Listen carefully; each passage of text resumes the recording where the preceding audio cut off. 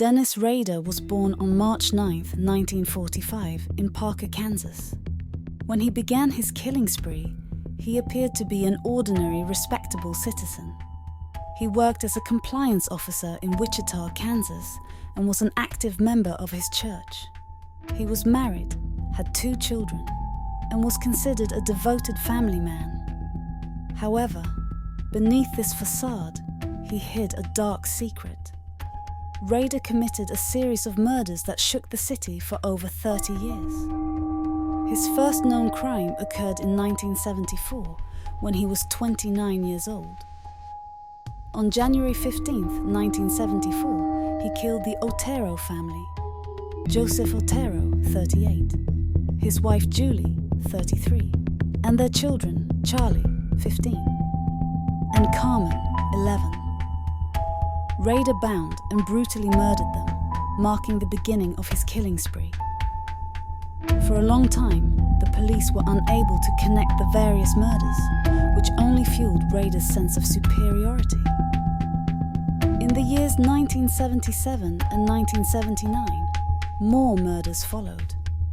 In 1977, Rader killed 21-year-old Catherine Bright, whom he attacked in her own home. 2 years later, in 1979, he murdered 63-year-old Maria Bank, although the case was not initially linked to Rader.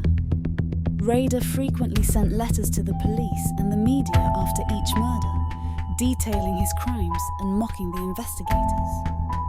He gave himself the name BTK Killer, which stood for Bind, Torture, Kill, and taunted the police in his messages by leaving riddles, codes and clues about his future actions.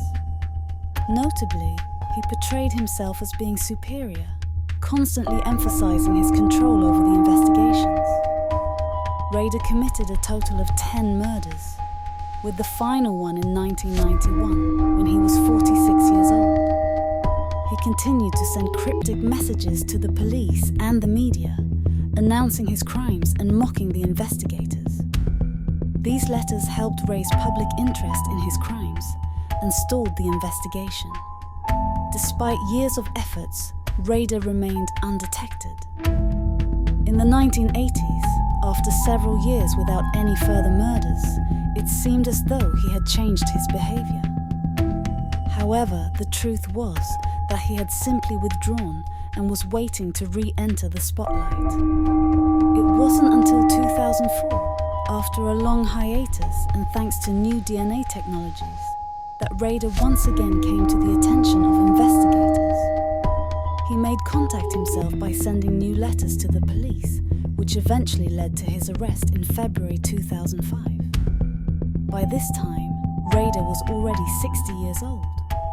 The investigation led to his identification after DNA samples from the crime scenes were compared with his own DNA.